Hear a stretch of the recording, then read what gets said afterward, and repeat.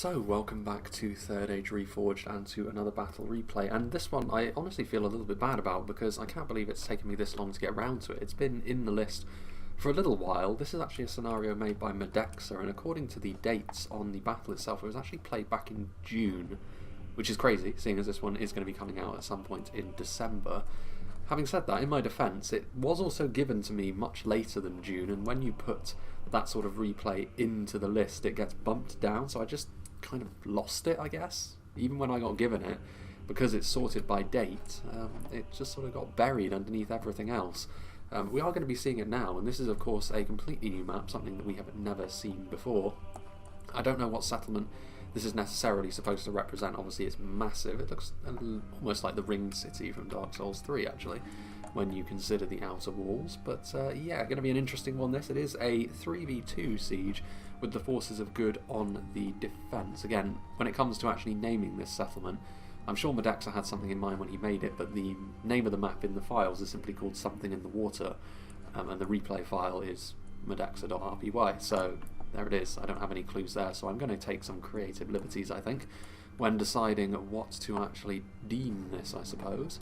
And it's going to be the forces of evil on the attack. So, again, a monolithic settlement, like I said. And battles like this, cityscapes like this, they often take place within the settlement itself, and that's going to be no different here, considering the absolutely enormous walls that this takes place in the shadow of.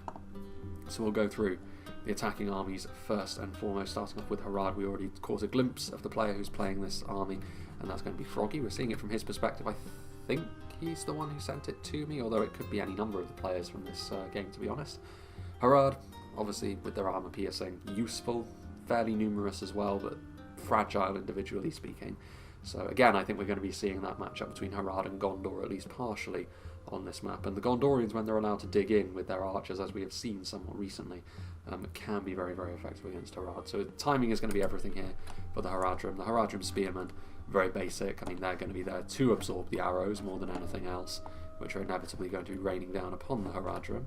More Haradrim spearmen back here, a huge cohort of them actually, with 4 units. And plenty of Muhard warriors as well, so a very numbers-heavy Harad army this.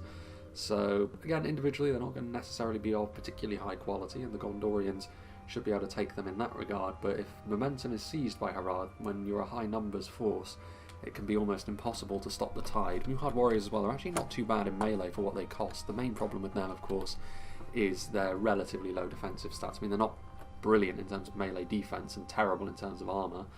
They do have a shield though, at least, and decent damage values, as you would expect of the tier of unit that they are anyway from the Haradrim. Demons of the Desert are one of those specialty projectile units, probably one of the least easy to use when you compare them to stuff like the Witches or the Iron Watch of Miramir, or even stuff like the Blacklocks. They can be just as devastating as any of those units, but you have to get them in close. It's very obvious where they are, and the enemy will often focus them down with arrow fire before you can really take advantage of how devastating they can truly be. But it's definitely the sort of thing the defenders need to be on the lookout for, most assuredly. Now, moving on to the centre of his army, we've got the Serpent's Fangs, one of the standouts in the Harad roster for the fact that they can actually skirmish toe-to-toe with many of the heavy archers from many of the other factions. They also add poison arrows into the mix, which could be useful. The Gondorians and their allies may very well end up losing out on some morale as the battle goes along, and that can be a bit of a coup de grace if the attackers can start to force chain routes from the defenders. Less of a problem for the attackers, as they often have the reserves to deal with that sort of thing, as long as it happens relatively early, but we'll see. A couple of units of Trollmen, exactly the kind of unit which heavily armoured defenders will rightly fear. Very, very strong in terms of armour-piercing damage, and an ever-present in Harad armies, it seems, for good reason. That probably won't change with the coming of the new patch either. They're kind of a central part of Harad's identity at this point. A couple of units of Beast Hunters. Regular Javelins are still going to be very effective against the front line as long as they're used at the right time. We also have a couple of units here of the Dismounted Serpent Guard, which are a very competent line infantry unit, especially when it comes to their melee stats and damage. A little bit less bulky than many of their western counterparts, however, which can have an impact on them when they're trying to withstand javelin fire, and a couple of units of Muhard Beast Masters as well. Javelin cavalry, not necessarily the worst thing to bring. On a more constrained map like this, could it be a mistake? Possibly, but even if they can't be used as fast movers, they can still be used as javelins, just ones that are a little bit quicker and maybe with higher mass. Now then, central army, the Womb Raider, another player who may very well have sent me this one, I'm not quite sure I remember.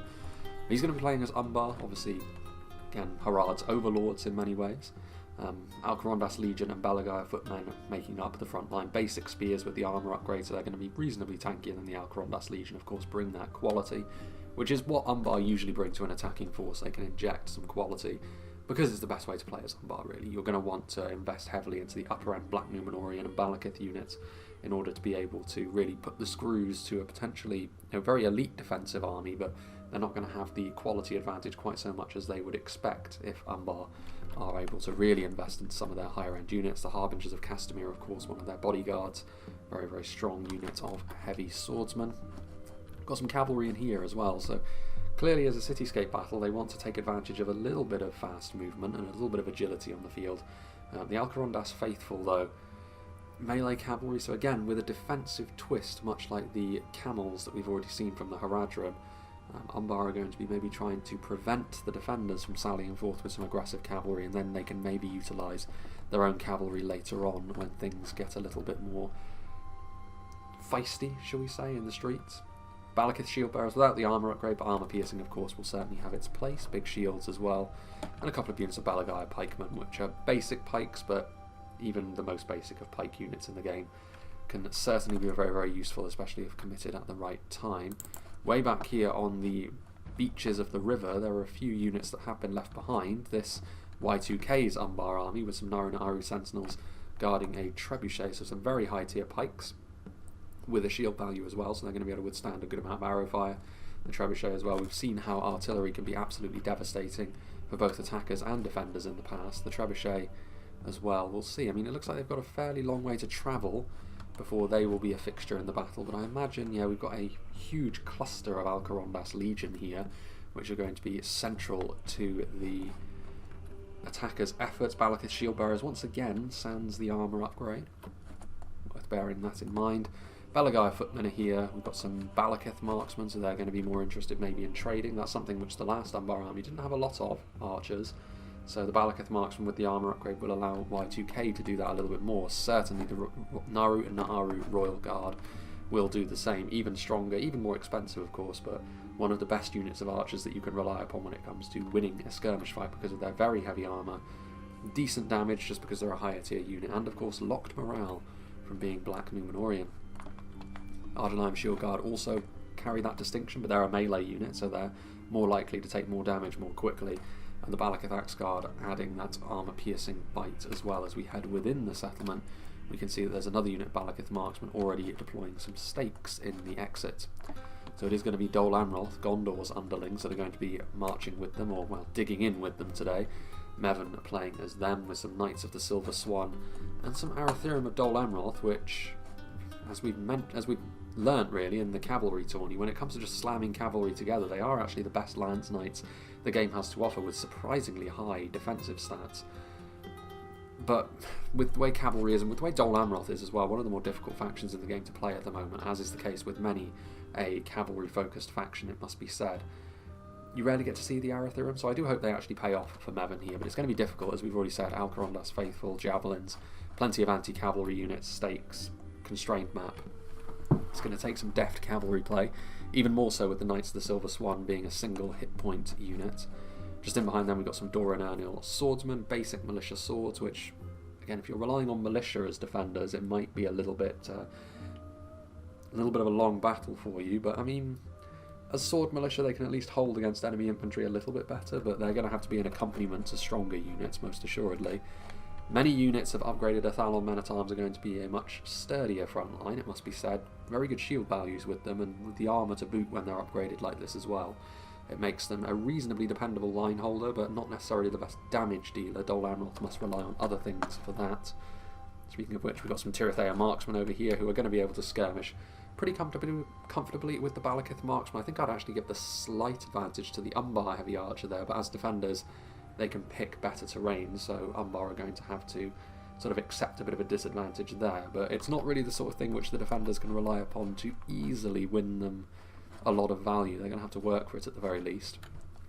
Elite infantry, however, is certainly something that Dol Amroth have also brought. A couple of units of knights, dismounted Knights of the Silver Swan, Multiple HP, maybe not quite so good as other units in this category, as we have also learned, but reasonably good value actually, and the fact that you can bring 2 before the cost increases is a feather in Dol Amroth's cap, quite literally, with their helms.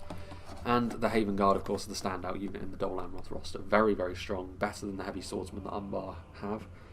And they're going to be reliant on them to do a bit of heavy lifting at the very least, with Tarnostian Spearmen in the reserve, a couple of units of Parathil Champions who are also very strong. It's where Dol Amroth's infantry are at their best, really, when they're wielding a two-handed sword, and another unit of a Thalon man-at-arms here at the back, which is actually where the general is, so they're going to be keeping him and this unit back to the end, maybe as a bit of a desperation measure, but it means all of their better units can be used more freely.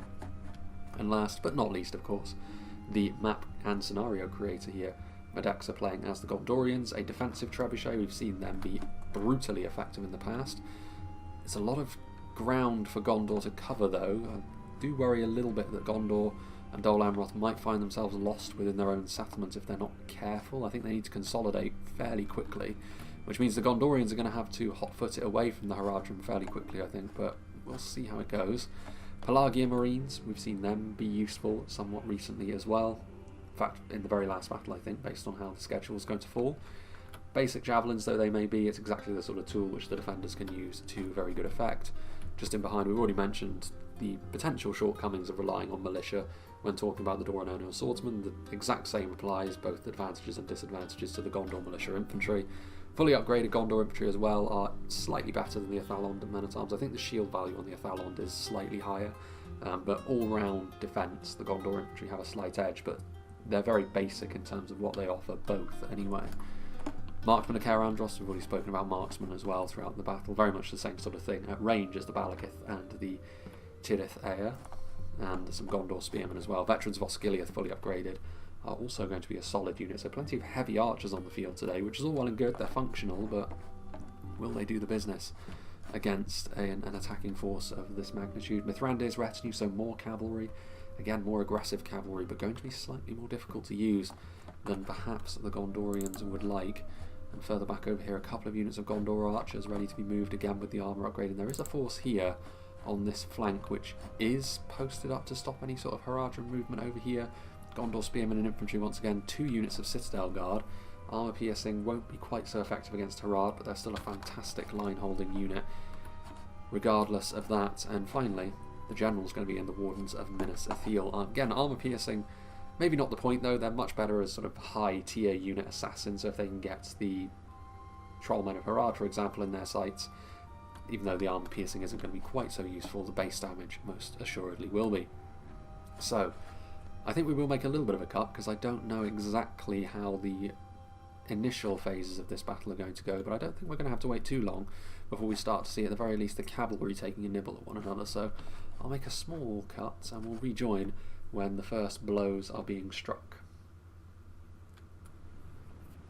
So I'm actually going to rejoin here, even though the first blows have not yet been struck. They're going to be right around the corner anyway, just because the reorganisation that has happened is maybe as a result of there being fewer players on the battlefield, but it does look as though both sides are going to be consolidating more so around some of the frontal areas. I'm being honest, if they were going to do this, I would rather they did it further into the settlement rather than on the outer choke points, but it is what it is. We shall see how it develops for now. I mean, this position over here for Gondor is pretty nasty. You can see the veterans of Osgiliath in a very good position, as are the marksmen of Caer-Andros, so it's going to be a withering uphill climb for the Haradrim if they do decide to move up this way.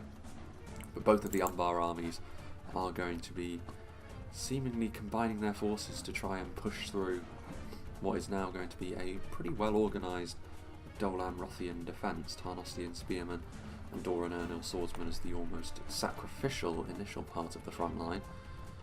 I suppose it does make a certain amount of sense to consolidate your forces as well, given that there are only 3 attackers. Umbar, generally speaking, going for a little bit more quality, are going to be smaller attacking armies as well. So perhaps this is for the best ultimately, but surrendering the ability to go around the side is an interesting one. Also, this part of the map over here is rather intriguing, isn't it? There's just a little area which I don't think is actually reachable by any means. Actually, no, it is.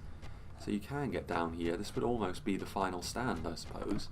This tiny little chateau right outside the settlement's walls. So this is a very large settlement. Like I said, it would be easy to get lost in this, even with the maximum amount of players on the field. But I think it would be doable. 3v5 where the initial defence is on the settlement up here on the higher level, and then maybe you fall back to that little labyrinthine area in the bottom corner. We'll see if we ever see this one make a return. But we also have Froggy's Harad army, like I said, which is moving again to go down or attack at one particular angle, and it's a bold move that this is the one angle he's decided to try and attack, because the terrain here is very, very harsh on any would-be assault. Gondorian spearmen in position, and there will be reinforcements waiting as well. Nice position for the Wards of Minister Field to take their pick, really, or whatever they should like to fire into. Looks like we may be getting the initial pass to battle. Under normal circumstances, I would suggest waiting until Harad was in position, but to be honest, based on how compartmentalised each of these positions is, I don't actually think it's all that necessary. And with the trebuchet now opening up as well, any grace period that was in effect is now no longer going to be so. Balagai footmen moving forward, with Balagai archers just in behind. The classic opening gambit from Umbar, especially with the armour upgrades as they are. Ooh, going after the trebuchet, and you can see one of them crumbling as well.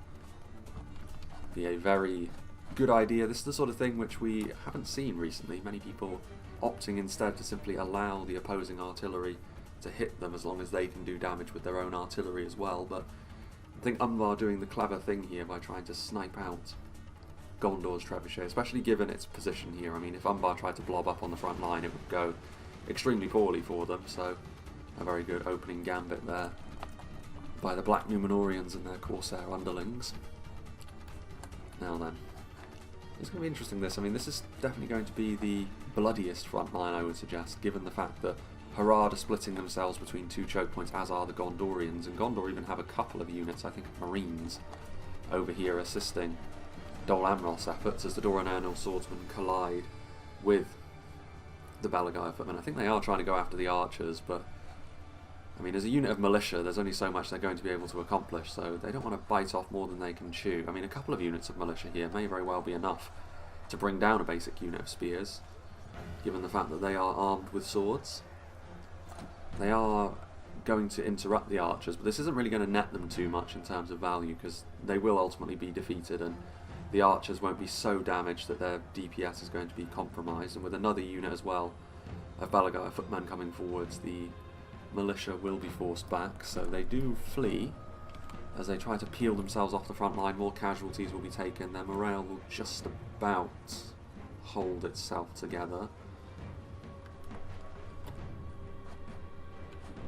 A couple of units of spears there meanwhile. Now we're going to be moving up with the Muhard Beastmasters, taking hits immediately from atop the hill. The Athelian range is getting into place. No matter what Harad do here, it's going to be fairly punishing for them, but at least with their fast movers, they can more quickly force the hand off the Athelian rangers, provided they don't lose their camels completely to the body-piercing projectiles of the rangers there.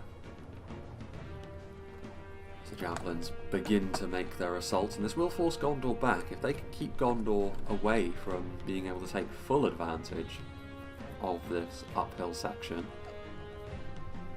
that would be a bit of a boon for Harad.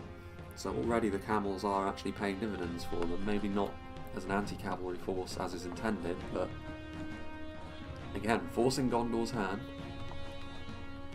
not the worst move at all. And they can continue to chase down the Gondor spearmen and do a bit of extra damage with those javelins as well. Less combatants that they will need to deal with later. Getting into position. So far, Gondor not tempted to start really opening up with the 3 units of archers they've got backing up this 1 unit of spearmen. A lot is going to be placed upon this 1 unit of spears to hold off against Harad while the archers do the business. Depending on the armour piercing Harad are bringing up, I mean, not an awful lot by the looks of things, so maybe the Gondor spearmen will be fine, but this is a decent little section of the Haradrim force, but all of it is basic units. Gondorians here, they are relatively low on manpower. I mean, this is all, well, They do have reinforcements over there, but again, basic units, but they'll be okay, I think, holding off that composition of Harad army. And whilst we get down off the walls there, Umbar are getting into position, and this is already turning into a bit of a bloodbath with javelins coming in. The Tarnostian spears and militia have been joined on the front line by dismounted knights of the Silver Swan, and without more numbers, the shield bearers will be laid low. They could bring those Balagaya footmen in as well, but the armour piercing, they're not going to last long enough to really lay down any of that armour piercing at this rate. And Perithil champions over on this side as well, going to be a worthy foe for the Alcarondas Legion, but with those javelins as well, the defenders will be pretty pleased about the lay of the land as it stands over in this choke point for now. As the archers continue to do their thing. Of course, our Blackguards trying to get in position, and some Balakith Guard as well. So reinforcements arriving now with some spears and more armour piercing. Umbar not showing any signs of slowing up. And it looks like those javelins are out of ammunition now. So they and another unit of Athalon's men-at-arms are going to be committed to continue to keep Umbar from breaching this front line. You can see the Doranernal swordsmen thinking this is a bit above their pay grade. Shaken, and they can't really afford to lose vast amounts of manpower from this front line like that, so the militia need to stand their ground. With another unit of Alcarondas Legion as well, so now the javelins have been replaced by arrow fire, which Umbar are set up better to withstand, of course, with their armour and their shields. But even so, that kind of support is still going to tilt this battle in favour of the primarily Dol Amroth-led front line. They are trying their best to use their own projectiles now, while the Corsair Blackguards managing to kill off a few of the dismounted knights of the Silver Swan that were exposed. Are they going to be committed to the front line? They probably should. Yeah, they are going to get onto the front line now. There's a few more units that can be committed as well of basic sword and board infantry. Now then, still nothing for the time being over here. Would Gondor be tempted to send these units over in support? I think one unit of Gondor infantry at the very least is going to head over to help out Dol Amroth. Or perhaps, yeah, those Muhard Beastmasters are routing and perpetually routing in place now. But the Gondorians have basically resigned themselves, I think, to Harad attacking through here. So most of Harad's strength is going to be attacking in this direction as well. The problem is with how disparate the defensive positions are. Gondor, ooh, let's see, opening up over here with a lot of arrow fire now, and the basic nature of a lot of these Harad troops means fire arrow is not necessarily the worst thing, especially if they can really claim the momentum in this fight. But as I was saying, Gondor can't really reinforce either of their two armies quickly if they start to struggle. So they're really hoping that what they have on both front lines will be enough. The same is true of Harad though. If one of their attacks starts to falter, they can't really bolster it with anything unless it's already on site. So interesting times this. There's a lot of units here, but I think they may be routing units. No? Going over to help the Haradrim, I see. It's a bold call though, the Trebuchet. They seem to be doing fairly well over here though, Umbar. I mean, if you're going to pick a faction for a slogfest in a narrow choke, infantry-wise, between Umbar and Dol Amroth, you're going to pick Umbar every time. Dol Amroth have their strengths. As we mentioned in the composition phases, their heavy swordsmen are very, very strong, but for the most part, Umbar have got a much more well-rounded infantry force, and you can see here now as well with pikes starting to arrive on the front line, the arrow support that is coming in from the defenders is going to be the thing which makes or breaks their efforts here, because you can already see the front line is starting to bend in certain places as Umbar continue to move forwards, although taking off some of their reinforcements to go and help Harad is an interesting one, because if Umbar starts to falter once again, it's not the sort of thing you can easily undo, that kind of move on a map like this. You have to plan in advance and hope that you have chosen wisely. Thalond are there. In come the Haven Guard. Bit of a crisscross of arrow fire going on now.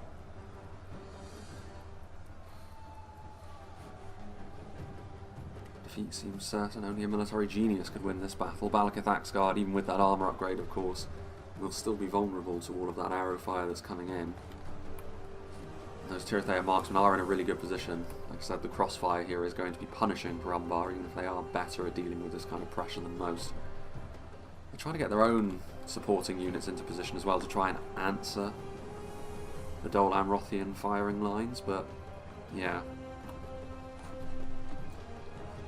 Side of the front line though, they have actually breached the front line. If they can force path a unit or two through here, the Alcarondas Legion have forced back against some of these units, but the gap also being noticed by Dol Amroth is now going to be taken advantage of by the cavalry they have, which we haven't seen in action just yet, but we will start to see them do their thing now. Javelins coming in there. This is the problem though, they will be sort of kind of hitting the backs of their own men, so it'll be rather ineffectual in some ways. Still a pretty decent brick of Umbar forces here though. And all quiet over here once again. The Gondorians deciding to pull their spears back, maybe worrying about the Harad numbers and the slowly advancing Umbar support that's coming their way. And still, things are relatively quiet. I don't think Froggy has got the luxury of having all the time in the world. I do think he will need to push his units in and start testing the Gondor lines in earnest at some stage, because otherwise you're really playing with fire a little bit. If Umbar aren't successful over here, then at some point you'll have to deal with the remnants of Dol Amroth heading over towards you as well. And I'm not sure Harad have got the staying power throughout an entire battle to be able to take on the mantle of that. Might be a little bit different if it was one of the Umbar armies over there. An extra bit of survivability would make all the difference, I think. More units being committed though, with the Haven Guard on the front line.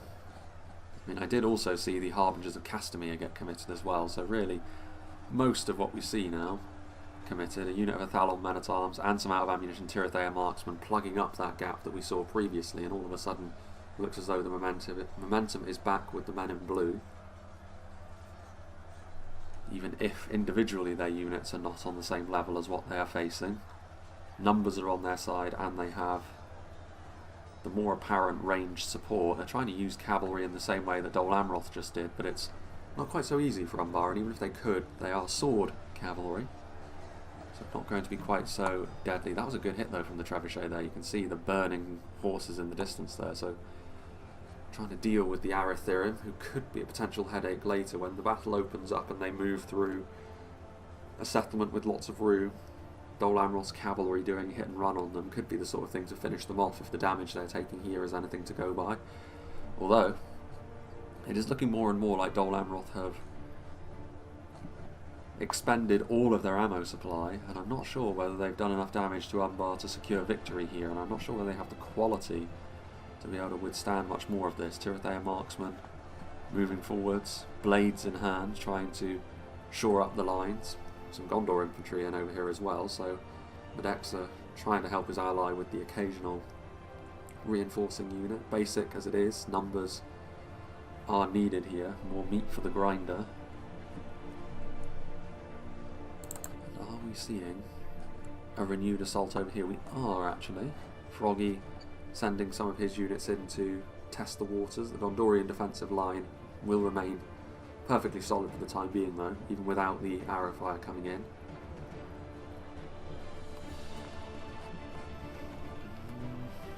The occasional fire arrow as Umbar start making their way across the bridge.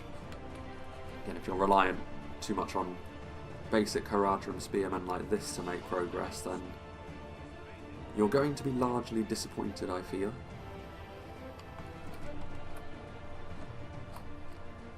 Veterans, just as we look at them, they do start firing. What are they going to be firing at?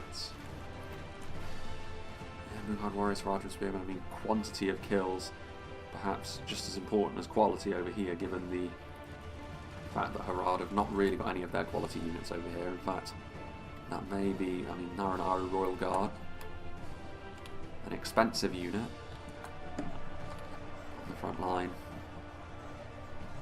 Militia swordsmen intermingled with the spearmen and Gondor infantry. Fairly basic as far as front lines go, but neither side is really bringing their A game to this front line, so the Gondorians I think will be just fine, especially seeing as Harad have got actually a strange lack of armour piercing in this cohort of infantry here, but I guess bringing the Berserkers would just bring down the wrath of all of the arrow fire all at once down upon them. Serpent's Fangs, looks like they've taken a little bit of damage here, trying to skirmish with the enemy, but not terribly successfully by the looks of things. What's going on over here? In fact, is there any archers? May have been the Mithrandir's retinue that charged into them, actually. Not really seeing much of a ranged presence. Fire arrows at point blank. I mean, this is the thing, like, Ardenheim's shield guard at the centre of this effort are actually going to prove to be incredibly important now, because they are locked morale, so as much as they can rout off basic Haradra, and the Black Númenóreans will stick around for good in this fight until they are killed off completely, which is going to be easier said than done for the level of Gondor units that are over here. Umbar providing a dash of quality in here may very well force Gondor's hand. It'll certainly make life far more difficult for them. Naran Iron Royal Guard coming in as well, or is that just a second unit of Ardenheim Shield Guard? Naran are still lagging behind a little bit. Balakith Marksman returning fire as well, so I actually quite like the composition of this force now. The Gondorians being put under the cosh by the numbers of Harad and the quality of Umbar, and their firing lines are no longer being given the free pass that they once were. Now then, how Dol Amroth getting on over here. The front line doesn't seem to have moved all that much since last we were over here. Gondor archers are back there, and they are renewing a bit of range support for the front line. I mean, technically speaking, Dol Amroth are fighting uphill, so that will affect the battle somewhat, but it is also giving the Gondor archers a clearer shot, which is probably a worthwhile trade, I would suggest. Some of these, though, units are routing. Parathor champions very battered and bruised at this point, relying more and more on basic units by the looks of things. Haven Guard, still 35 of them remain, but they are caught on the ends of the Naran Aru Sentinels, who themselves will actually be pretty damn resistant to the arrow fire that's coming in. A little bit of range fire coming in from something back there, Castamir's Rangers, but they're having to loop their shots, so it's not the devastating barrage that it could well have been.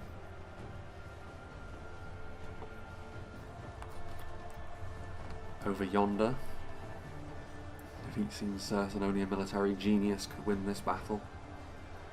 So Umbar, I mean, to be fair, they themselves are running a little lower on Alcarondas Legion than perhaps they would like, the centrepiece of their attack, and much of it, while it looks fairly impressive, when you look closer, stuff like Balagire archers making up decent chunks of the front line, that's not going to be sufficient for doing the business here. So that unit of Gondor archers out of ammunition, I mean, they're just going to need more numbers here as the Alcarondas faithful try to force their way through. If they can manage it, then some hammer and anvil strikes even from sword cavalry might be enough to cause this defensive line to fold. They're going to take damage on the way through, but as mostly swordsmen are there, not as much as they may have done.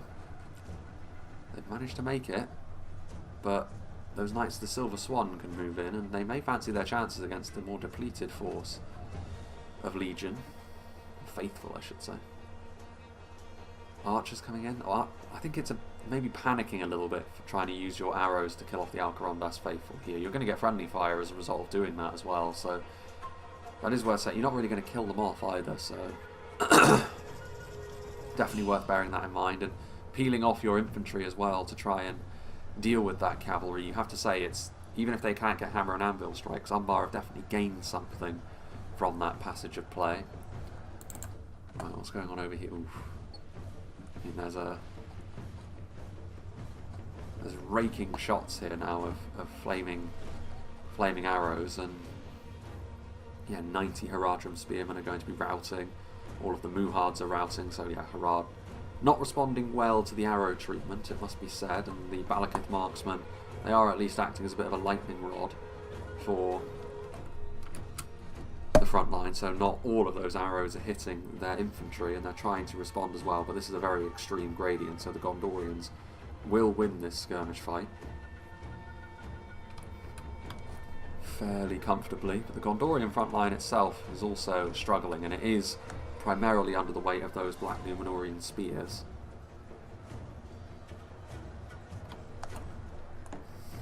Gundir's retinue. Loitering with intent back there, the Arathirim reactivating themselves, and that may be as a result of the presence of the Alcarondas faithful once again. The Knights of the Silver Swan just trying to get in their way. Gondor archers moving a little bit closer. Now the attacking trebuchet trying to deal with them, although you have to say, I think it's the presence of the Haven Guard here in the middle of this front line that is causing this Umbar assault to grind to a halt. They need to be careful though. Like, I still think this one unit of Thalon men-at-arms is important enough to the front line. You can't continuously peel them off the front line in fear of the Alcarondas faithful. You need to trust in your cavalry force to do that job for you. And you're in control of the cavalry force, so you should be able to do that. Well, there goes one of the Umbar generals, the one that is on foot, the other one of course on horseback, making a nuisance of himself. Routing Doran Ernil swordsmen. Casimir's Rangers having clearer shots now, so as the front line starts to dissipate for Umbar, things may start to turn better for the Rangers. And there's Arathirim in the background over there. Still arrow fire coming in from the Gondorians. Sending over that support for the Harad front line over here is starting to look like a questionable choice. All of it depends on whether or not they can actually win this front line over here, and I'm not sure they can. I mean, the Ardenheim Shield Guard are strong, but they need the support still of some of those Harad units, especially now that the marksmen of Caravandros are making their way to the front line. No slouches in melee. In come the Alcarondas faithful now over here to try and get some hammer and anvil strikes on this front line instead. That may be enough to, yeah, it brought about the end of the Gondor militia infantry at the very least. But, I mean, I'm surprised, honestly, that the cavalry, as soon as Dol Amroth were safe, they effectively hung their ally out to dry with this.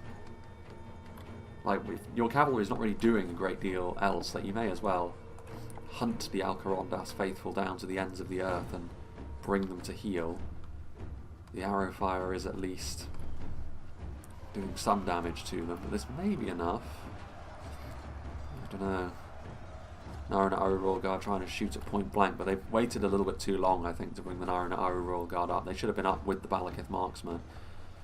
And at this point they could be being committed to melee, and another Locked Morale spear, difficult to get rid of, maybe not enough to truly turn things around. Arathirim are going to charge in here. Are they going to be enough to bring down the faithful once and for all? Froggy's also waited far, far too long, I think, to get this assault over here underway. I mean, you can see that they are now getting into a melee engagement. Dismounted Serpent Guard clashing with some Gondorian spearmen, but this is the sort of thing which should have been happening far sooner. The infantry was stacked up and ready to go. And I think he's only committing them forwards now because he realises that it's not really going their way on either of the other two front lines, so they're going to have to make something happen over here. But eventually reinforcements from those two front lines may make their way over here to now thwart any efforts you may make. So, I don't know. A bit slow on the draw, perhaps. And again, this map, like with the... There goes the other Umbar general. Cavalry hunted. As I mentioned, the problem with this map for both attackers and defenders, once you've committed to sending your units into one attacking or defending lane, reinforcing the others is going to be more difficult. And so it has proven to be here. Yeah, the Knights of the Silver Swan in behind enemy lines now, flattening the Casimir's Rangers. And more effective cavalry play here from Dol Amroth, but also they've got the Lance cavalry that is necessary to really take advantage of a situation like this. A nice downhill charge there that's going to skewer those Corsair Blackguards. It's definitely advantage defenders as it stands. Although there goes Imrahil. Dol Amroth's general falls. A brave defence they've mounted over here though, and it goes to show with proper support, Dol Amroth can withstand a faction such as Umbar. As Alcarondas faithful have been more of a nuisance maybe than they needed to be. Like with two units of cavalry you could easily pincer them into a position. So like the defenders have let them run riot over them a little. Well, I say run riot. They've let them be an annoyance longer than maybe they needed to be. Umbar trebuchet crew is in there, wearing the Númenórean armour of old. They're about to get absolutely clattered though by the Knights of the Silver Swan once more.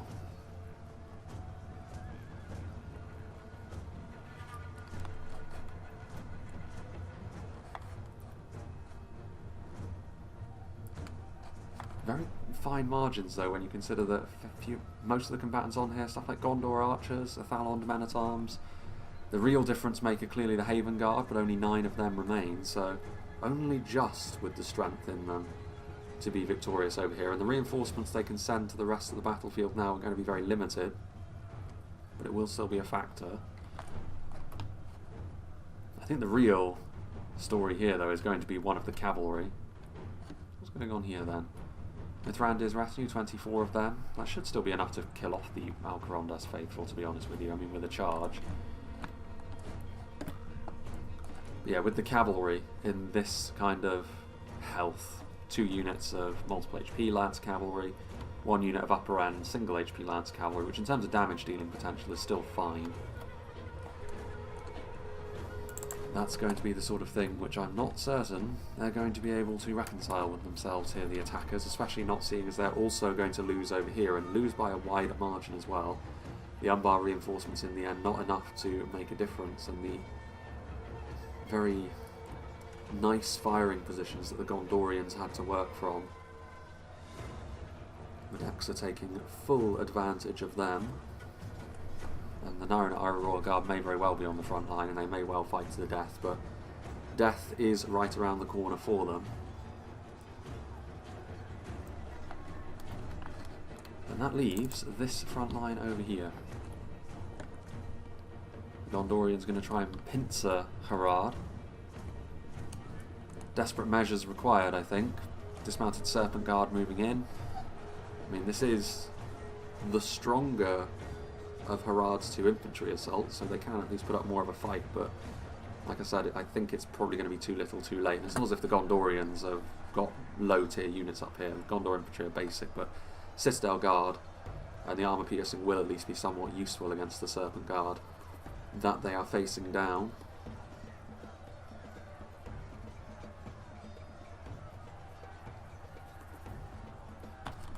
Poison shot being used. Warns of Minas Ithil. Our beast hunters have somehow found themselves in behind enemy lines, trying to go after the Athelian Rangers, I assume, but Warns of Minas Ithil should be able to lay them low in melee without too many issues.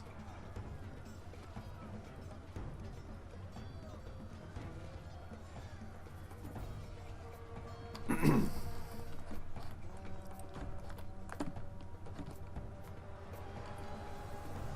already starting to establish more of a standard front line. Like I said, if this had been happening in tandem with the other things, it actually wouldn't have made much of a difference in the grand scheme, I think, unless Harad were to be victorious over here, which is, there's a decent chance of that. I mean, they've got stuff like Demons of the Desert, good supporting tools. If they had been victorious over here, I mean, with all of these Trollmen and the like they've been sat here for far, far too long, in my opinion. Looking at all of that, they would have been able to defeat Gondor over here, even with the Nimlothians and the Citadel Guard. Harad's armour piercing matched up quite well to the Gondorians there. If they had done that, they could have been victorious there, and then maybe they would have arrived on site over here to help salvage this front line, and then we could have been heading towards a bit of a rumble late on between 2 very depleted forces that are relatively evenly matched. But as it is, I think Froggy's left it far too long. I think the decision for Umbar to come over here with some of their units was fine, but it didn't really work out in the way they were hoping. I think the skirmishing didn't really equalise in the way that they really wanted it to. And there's really nothing left over here, is there? What's going on here? Shield bearers are routing, Balagire archers are routing, everything's routing. Everyone here, I guess, has agreed to come to some sort of truce. The pointlessness of war apparent to all. Gondor archers and the Haven Guard on the way over, and another unit of Athalon men-at-arms. So very very depleted force that was victorious over there, very fine margins. Umbar, I think, are gone from the field now, so it's only Harad that remain, I think. Have a look over here. There's nothing left that Umbar have that's actually still fighting over here, I would suggest. Yes, indeed. And with victory being theirs over here as well, that leaves this front line over here, and you can already see the Knights of Silver Swan are on the way. Saving the Trollman for later in the battle is not really going to pay off now. Uphill charges like this are not going to be as effective, of course. They're going to be slower. And indeed, the Trollman actually just shrugged that off completely. And you can see they turned around and massacred the dismounted Knights of Silver Swan. Not great. Exhausted and charging uphill. That is the result. But it's more the... yeah, I mean, the Trollmen aren't going to be enough to turn this... Well, see, the thing is, the champions of Nafarat are so strong. Maybe Alcarondas Faithful are up here. It's not really fertile grounds for them to charge into anything. Actually, they go up to the Wards of Minister Thiel. Like that unit there, the Alcarondas Faithful, that's the thing I would say the defenders have probably done wrong most of all. The fact that they've allowed that unit to survive this long and be this much of an annoyance to them. That's on them. If they go on to lose the battle because the Alcarondas Faithful are routing units on the front line, that would be most unfortunate. Trollmen are moving in. Like I said, I think the armour piercing actually of the Haradrim here matches up pretty well. I think they're going to need the reinforcements of the victorious infantry on the other front lines to come over here and give them a hand to actually see them over the line. It could be as well if they can get those Demons of the Desert into a firing position. As much as I really do think Harad have taken a terrible risk here by leaving it this late, it could still work out for them. Whether or not I feel like they deserve it to work out for them, I'm not sure, but we'll see. The Trollman are the crutch Harad often use, and it could work out for them once more. I think the problem is the units around the Trollman aren't going to be the support that they need. Citadel Guard and NELEDHNINs skewering their way through the Serpent Guard, and also getting into the backfield now to prevent the demons from firing. Although the demons do manage to get a volley off there. I think they managed to lance through some of the Arathirim. The champions of Nafarat are going to be the thing. Do they have the strength in them to carry the attackers over the line? I don't know. I mean, they're a very, very strong shock infantry unit.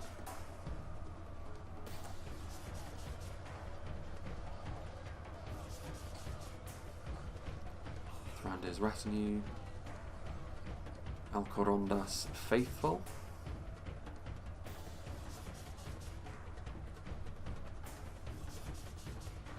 The Trollmen continue to do their thing with their cleavers.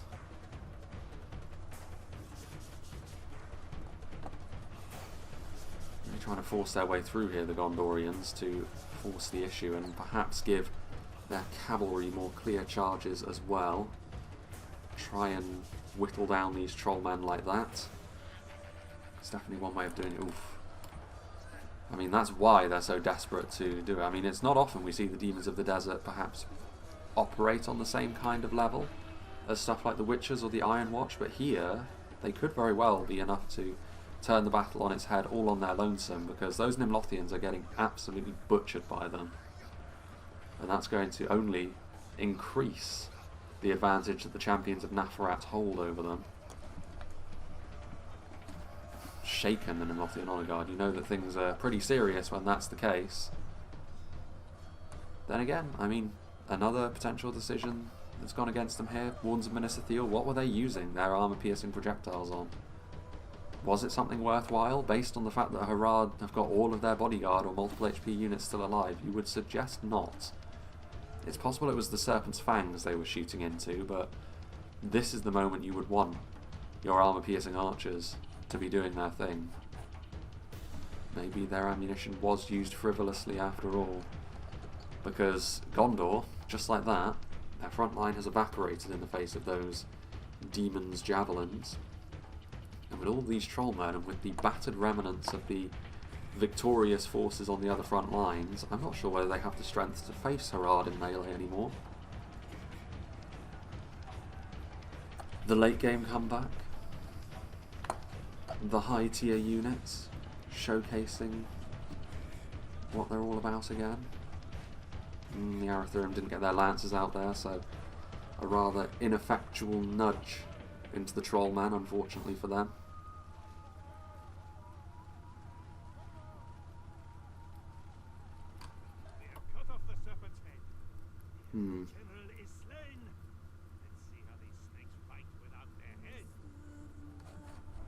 See how these snakes fight without their head. Forward come the Gondor archers, wavering already. And again, it's because these Alcarondas faithful are somehow still alive, routing units. This isn't the difference between victory and defeat here for the defenders, but the fact that they're still here, still doing their thing, is a failure of Cav Micro on the part of the defenders, really. They should have been dealt with long, long ago. There are bigger things to do now for the defending cavalry than having to deal with the Alcarondas faithful, but they should have been gone a long time ago. Arathurim coming in here. They do get their lances down this time, but they're not a big enough unit anymore to flatten entire infantry lines, and that may be a problem, given the kind of units that Harad do have left.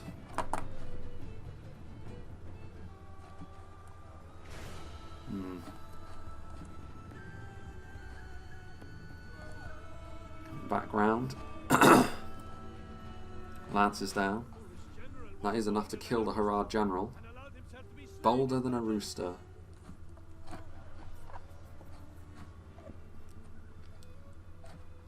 I don't know. I don't think that you're really going to rout the kind of units that Harad have left anyway, so it's nice that they have managed to kill the general, but it's not going to make the difference that they want it to. Thalon men-at-arms, victorious though they may have been against Umbar, this probably wasn't the reward they were hoping for, being thrown into the grinder against Trollman right afterwards. Especially not with an Alcarondas. Yeah, that's enough to rout them. Finally, the Alcarondas faithful do fall, but goodness me. That is the last of Umbar on the field, so Harad, the announcer, bitterly calling them out. But I mean, if it weren't for Umbar doing their part in this battle, the Trollmen would not be able to see themselves or see their team over the line. Arathurim perpetually routing and broken. Poison projectiles.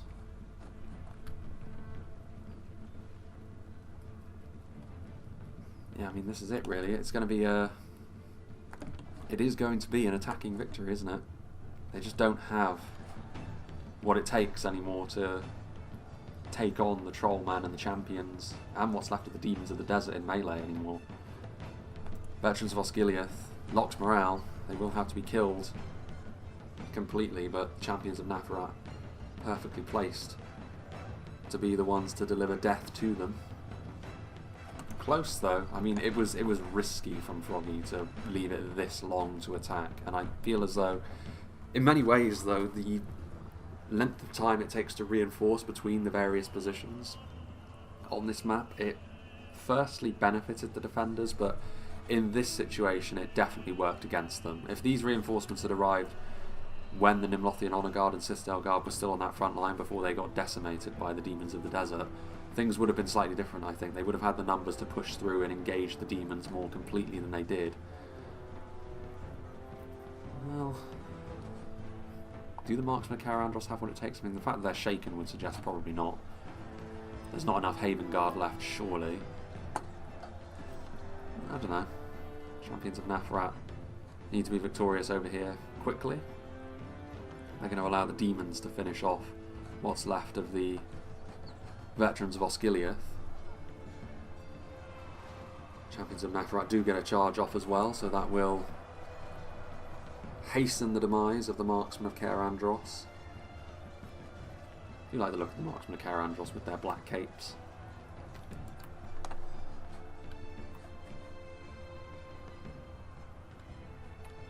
One of the veterans of Osgiliath still standing, but they know what the situation is. If they can Yeah, and with the bulk of the Gondorians now routing, they will be able to finish things off. Exclusively Trollmen that remain, I think, with the Serpent's Fangs with them. And this is it, this is the sum total of all that the attackers have left. Not all that much, is it? Around 100 will be left standing at the end of this bloodbath.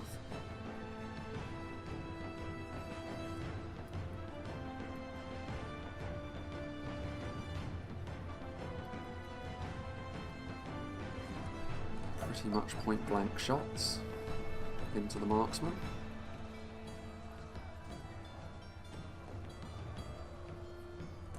Poison arrows as well, yeah, routing and broken. Surprised that didn't pop up a little sooner.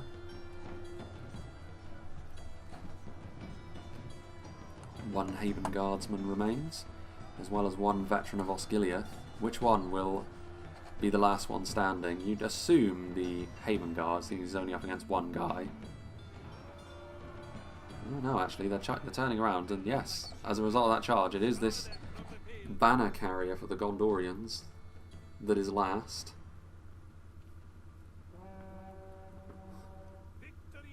That we admits defeat. So he will live to see another day, I guess. I guess we'll say that he run back to the Gondorian borders, tell them of the great defeats that took place here, and for most of this battle the defenders were in the ascendancy. And like I said, it was very, very risky for Harad to go about this battle in the way that they did. Umbar really playing the role of sacrificial lambs, even though they maybe didn't realise that they were doing so.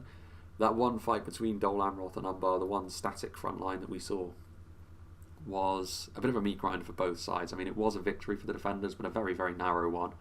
And again, that did play its part later on. The other one, between the low-tier Harad troops and the little bit of Umbar support, was a more clear victory for the Gondorians that were there.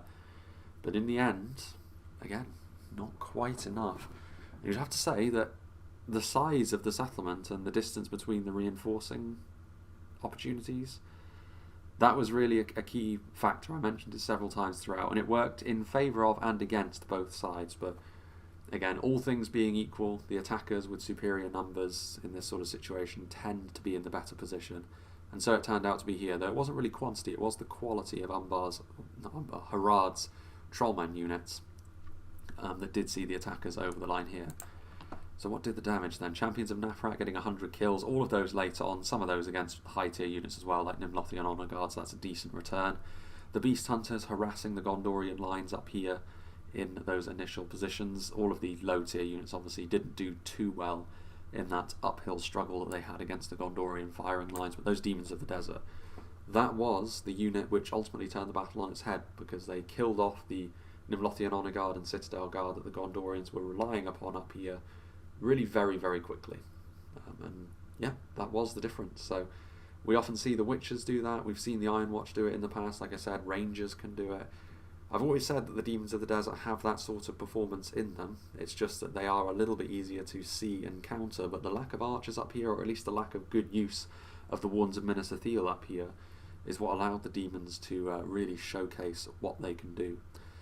So yeah, I mean, it is what it is. The Demons of the Desert, the Alcarondas faithful were an annoyance, like I said. The defenders did an awful lot right, but the few things that maybe they did wrong, they were punished pretty severely for. So yeah, there we go. The attackers victorious. I don't really know whether this would be a settlement that was Harad Riminator. I guess it was. I mean, they've got those that architecture from baseline Medieval 2, which is often used for an evil man settlement. So I guess this is just sort of a recapturing of a settlement that was once theirs. I don't know. I'll have to look and see if there is an appropriate settlement name I can give this when I actually post the replay up. But yeah, like I said, this battle was actually run in June, so it was an awfully long time ago, and we've finally got round to it now, so it didn't get buried in the end. But yeah, plenty of other replays that I've got coming up as well. I've still got a bunch that were sent to me by 2 times. I've also got a couple of others as well that were sent to me by various people, a few, I think, scenarios, which will be interesting. It'll definitely be enough to see us into the new year and then some. Like I said, there's a few updates that I've got to come as well, but that is still very much up in the air as I speak. By the time this replay comes out, I think things will be clearer, I think. again, it's really annoying that things are happening all at once, but it is what it is. Hopefully it won't affect the schedule as we move through into 2023 too much. But yeah, it is what it is. Like I said, big thank you to Medexa for making this map and running this battle. Big thank you to, I think it was actually the Womb Raider who sent me this replay, if I'm not mistaken, even though it's from Froggy's perspective. I might be wrong about that though. Either way, it literally could have been any of these players. Any of these have actually sent me replays in the past to varying extents. So big thanks to all the players that were involved in this battle replay as well, albeit it was quite a while ago. I hope you enjoyed this, and I hope you'll join me for whatever is next.